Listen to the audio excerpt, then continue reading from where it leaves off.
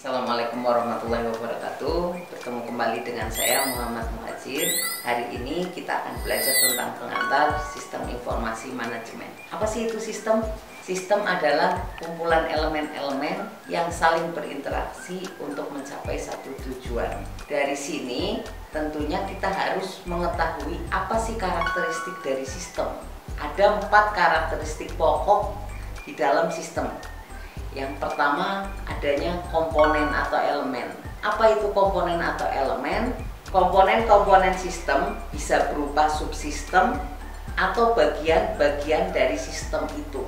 Contoh, ketika di dalam sistem belajar mengajar, tentunya ada komponen yang saling berinteraksi di dalam sistem tersebut. Ada 2 komponen utama, yaitu ada dosen dan mahasiswa atau ada guru dan siswa. Kemudian yang selanjutnya, batasan sistem atau boundary. Batasan sistem merupakan satu daerah yang membatasi sistem tersebut dengan di luar sistem. Maksudnya apa? Contoh, di dalam misalkan contohnya di dalam kelas sistem informasi manajemen kelas A. Jadi batasan sistemnya itu apa? Batasan sistemnya adalah mahasiswa yang terregistrasi pada kelas sistem informasi manajemen kelas A. Itu batasan sistem. Jadi komponen yang di luar itu tidak bisa masuk di dalam sistem. Karakteristik yang ketiga adalah lingkungan luar sistem. Lingkungan luar sistem itu apa? Elemen-elemen yang tidak berinteraksi secara langsung di dalam sistem, tetapi dia masih mempunyai hubungan atau masih berpengaruh terhadap sistem itu. Contoh, di dalam kegiatan sistem belajar mengajar ada elemen yang masih berpengaruh terhadap sistem belajar tersebut. Contohnya ada divisi pengajaran dan divisi akademik. Elemen tersebut berpengaruh terhadap kegiatan belajar mengajar karena mereka akan merekap kehadiran dari sistem belajar mengajar dan mereka akan mengeluarkan nilai dari sistem belajar mengajar. Ya, mengurusi itu. Dan yang terakhir yaitu penghubung sistem. Apa sih itu penghubung sistem?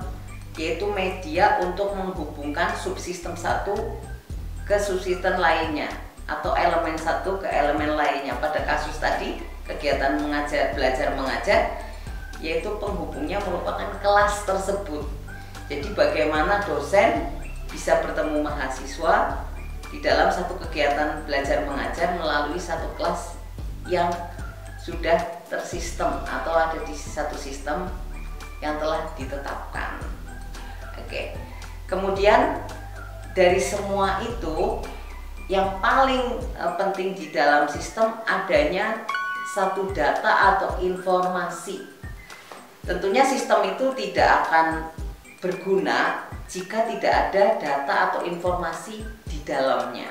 Nah, biasanya yang kita kenal data atau informasi itu apa sih di dalam sistem? Biasanya kita kenal dengan sebutan database. Dan database secara sederhana biasanya dalam bentuk baris dan kolom, ya. Biasanya dalam bentuk baris dan kolom.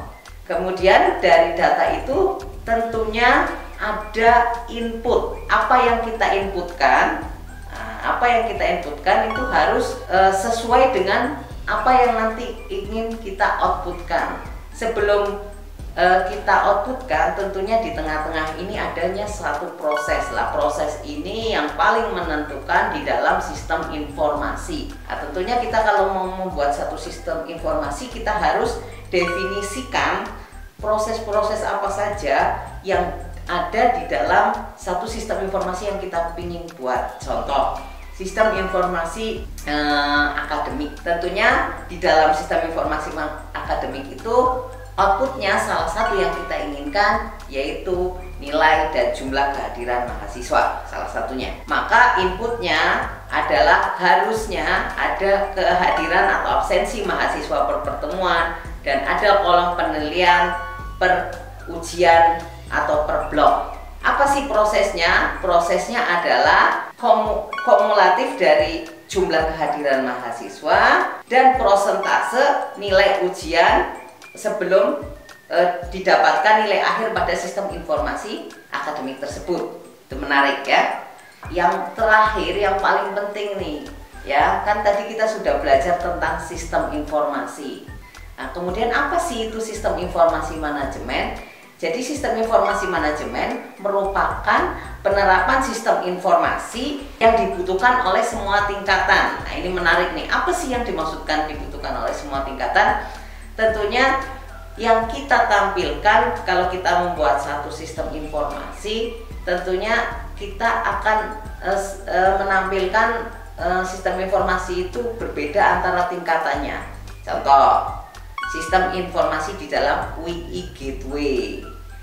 Jika kita membuka dengan akun dosen, tentunya tampilan itu akan berbeda dengan akun mahasiswa. Oke, kita lihat sekarang untuk lebih jelasnya.